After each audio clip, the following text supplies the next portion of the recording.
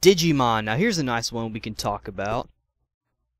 I'm sure a lot of people remember watching Digimon, though it almost seemed like it was like the mature, real anime version of Pokemon in a way. Like, I don't know, it always aired at like, the TV station that no one really watched. I remember it was on Fox Kids, and I watched it then, and then it went on to ABC Family in the morning, where Beyblade was also on. Then, ABC Family stopped doing that. Or they stopped like after Jetix. I don't even think Jetix exists anymore. At least in like America. I think it still exists in like other places, but right now everything else is like I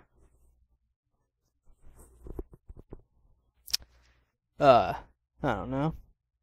But I first heard about this anime from my friend Transangel. He was saying, "Hey, there's this show called Digimon." He's like, "What's it like?" He's like, "Oh, there's this fighting cactus guy." Like, "Do they speak English?" Like, that was literally like my first question. Like, I don't know.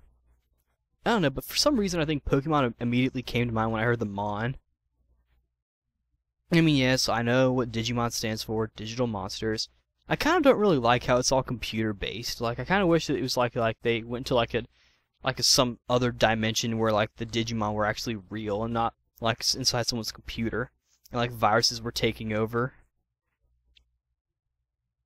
And I hate how in the movies they sort of or at least in the one that I saw, the big one that was in theaters, I hated how like that one they sort of took, that idea, and it was like, I don't know, they just made it more digital in my opinion. I'm not real big on digitization. I mean, I don't mind it, but I just kind of prefer for stuff to be real. Not saying I wish Digimon was real. I mean, don't get me wrong, that'd be awesome, but as far as like storyline purposes go, I prefer it when like stuff's actually real or at least physical. But I watched the first season and it was pretty good, I enjoyed it. Or at least as much as I could. I thought Tai was pretty cool. Though, if I have to choose my favorite trainer, I'll have to say my favorite would probably have to be Takuya from Digimon Frontier. He was badass, in my opinion. He was pretty dang cool, and I love the way he screamed. He was always like, "Oh!" The way he screamed, I just felt like it stood out. And I liked how he turned into a Digimon at one point.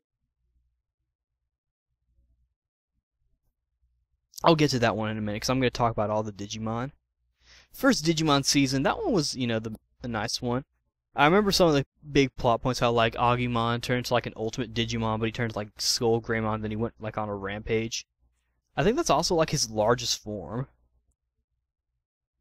And I remember then finally he hit, the Skull Greymon. Not Skull Greymon, hit Metal Greymon. And then I remember, Gabumon hit Metal Garurumon. And some stuff. Then they did the little fusion thing. I think they hit Mega as well, but I can't remember what it was. Their Mega forms. Oh yeah. War Greymon, man. War Greymon was the effing shiznit. I remember that.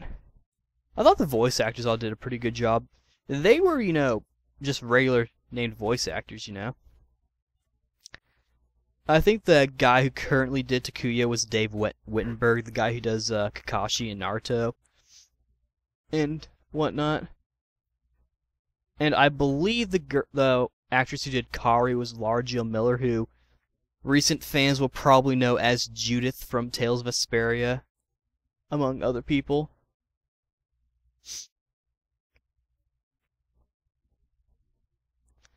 From recent things, she's kind of gotten big all of a sudden. I don't know what happened. Maybe it was Scribe that sort of helped her out.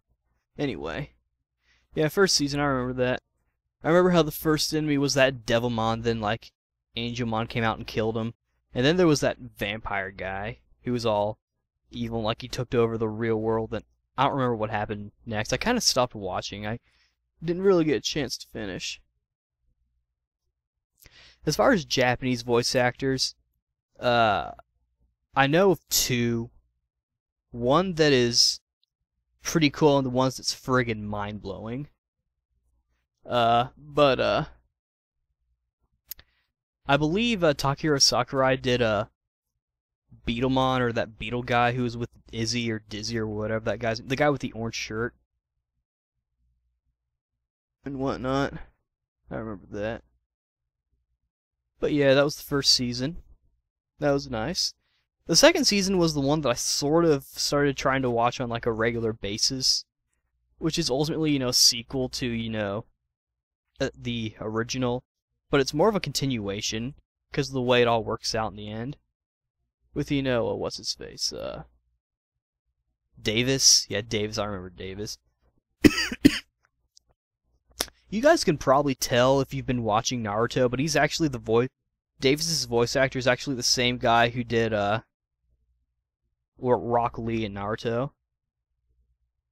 So that's pretty cool in my opinion. What else? I remember how like they brought a lot of the cast members back. And I remember how they were showing everyone. It's kind of nice to see TK and Kari, be older. But it was funny because they were younger back then, and then they became the age of, the rest of the group. So so they were the same age as Tai and the gang back when they were back in the first season. And it was like kind of funny how like everyone was like going to high school and whatnot.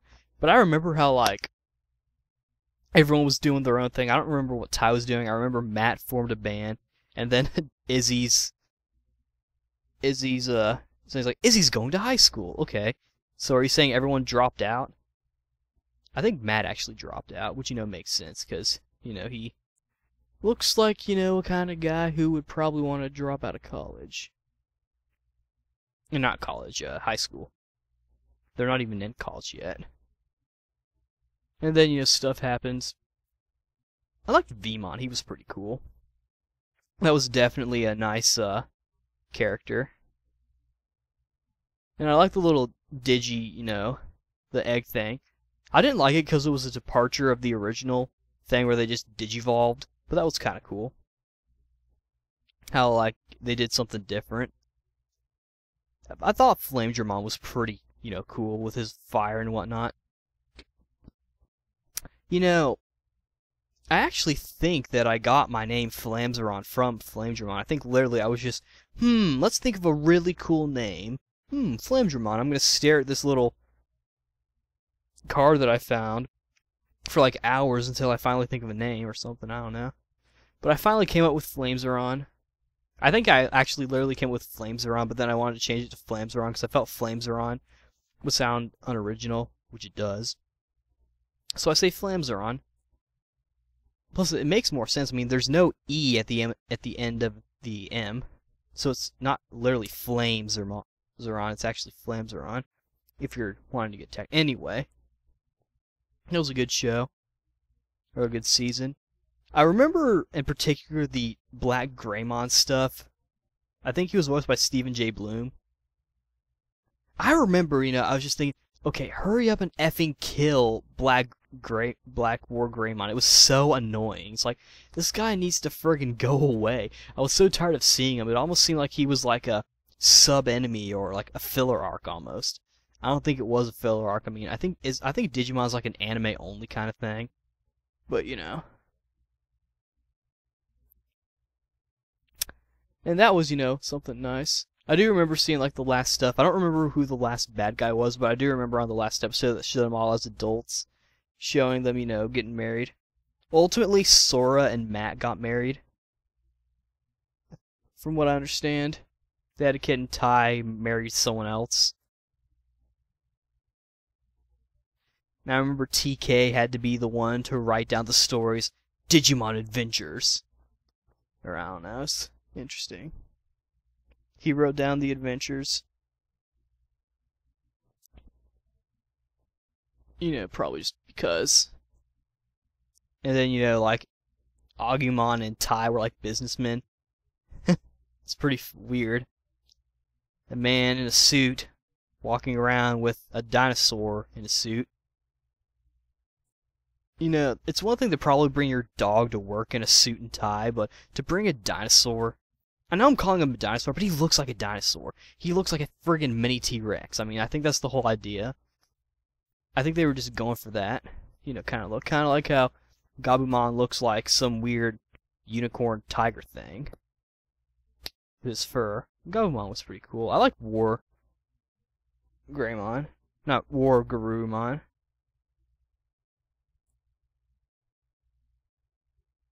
Yeah, War Garurumon. I was getting mixed up. It was Gabumon Garurumon, Were Garurumon, then it was Metal Garurumon, where he actually was on all fours, like he used to be.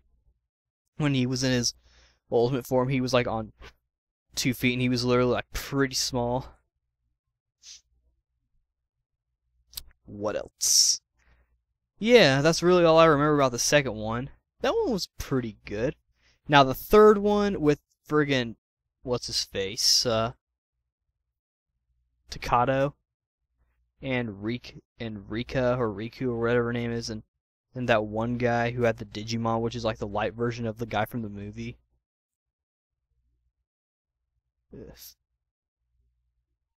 I don't like that one because I felt like that one was playing off from like the video game version of Digimon, where it's like, yeah, hi, I'm a nerd and I play Digimon with my little wristwatch thing. What's this? Oh no, I'm going inside the world. Ah!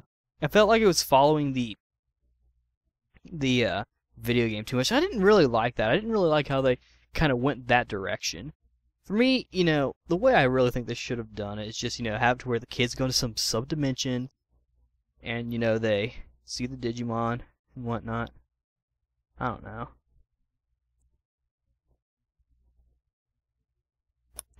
I don't know. I would prefer the digital thing over, the friggin' bringing the game into it. Like, literally bringing, like, the game things, like, I play the video games. I play the card game. And by playing the card game, I just look at the cards and act all emo with my face. You remember he had a sister named Shuri who kept, like, getting kidnapped and, like, possessed or something. Then I remember, Takato was voiced by Brian Beacock, which apparently a lot of people don't like him. I think it kind of fits, I mean, the guy, it sounds like it would come out of his mouth, and isn't that ultimately what matters? Seems accurate to me. I think people just don't like Brian Beacock for no reason. I mean, that's fine. But speaking of voice actors, I really need to talk about Guilmon because he's sort of important. Now, you guys know that his English voice actor is Stephen J. Bloom, but do you know who his Japanese voice actor is? Masaka Nozawa, bitches. Masaka Nozawa. Do you know who that is? That's the Japanese voice actor for Goku.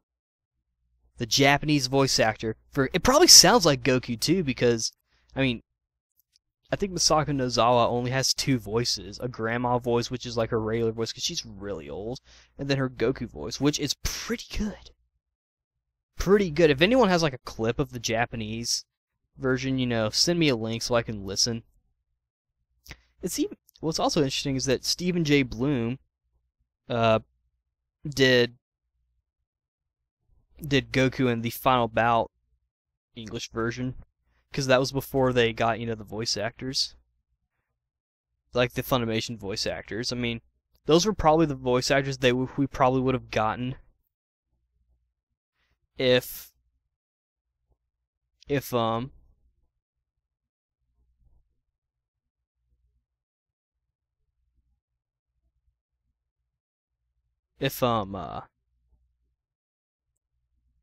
like we had gotten like a Bandai or Viz, like, I don't know. Like if we got like a non-Funimation dub of Dragon Ball Z, like, or a non-Ocean, like we got like a Bang Zoom Entertainment, like, like the Johnny Young Bosch and Laurie Lowenthal kind of voice actors. I think they were the ones originally who said Saiyans too, so ultimately they're the ones who are at fault. Though I don't know. We'll get to that one another day. Anywho, but yeah, Guilmon, voiced by Masaka Nozawa. That's definitely something to take notice to. That was really, one of the redeeming qualities